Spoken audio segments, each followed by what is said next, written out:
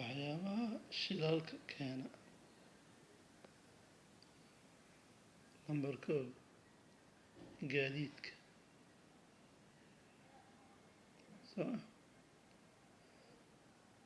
Waxaa kaloo lambar 2 ah rasaasta. Qabada xabad ku dhacdo waxaa leeyahay shil kale, macnaha rasaas oo iska wiifayso wax walbo si iska wiifayo iska socdo ugu dhaco shilaa loo yaqaana. Lambar 3 qaniinyada bahalada oo sida masaska iyo wixii lamid ah. waa saacad uga gableed masaa ku istaagtay isagana wuxuu sameeyaa iska kaa wajaha sooma suntiisa kugu mudaa. Marka waxaas ka socdo waxaa waaye wuu dhaca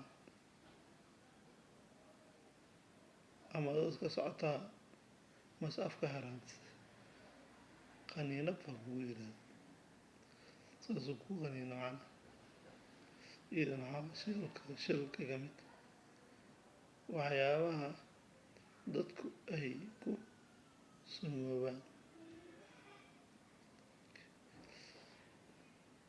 qofaa wuxuu meel iska dhigay macnaha sunuu meel iska dhigay si uu cayayaan ugula dagaalamo. adoo umaaday adigoo caano u malay waa cabtay si kama sidaasaa ku sumowday. Marka waxay ka mid tahay shilalkay ka mid tahay.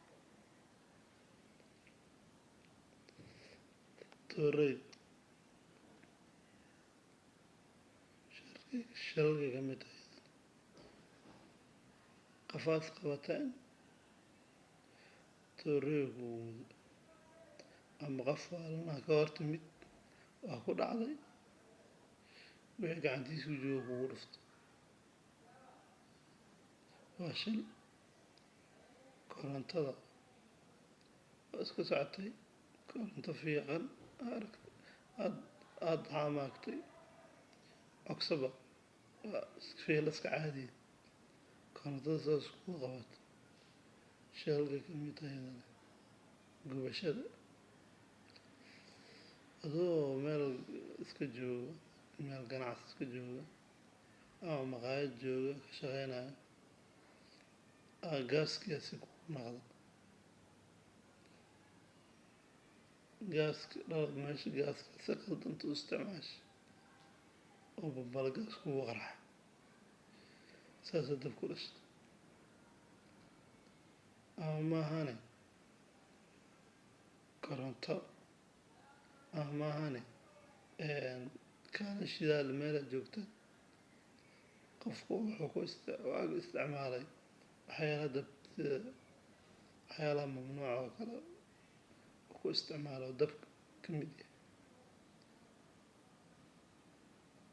marka saasuu isku gaaray shidaalka iyo dabka. gubashada waxyaalahaas waa waxaas.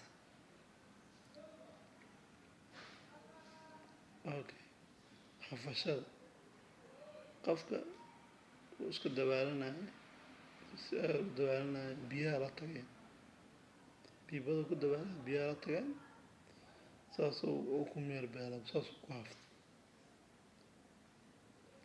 margashada qofka isagoo cunayo wuxuu ku margaday wuxuu cunayo wax ka mid ah.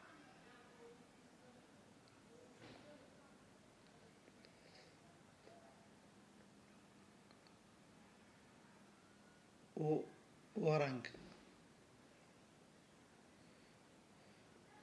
wuxuu ka mid yahay sama hubka la isticmaalo aaladaha la isticmaalo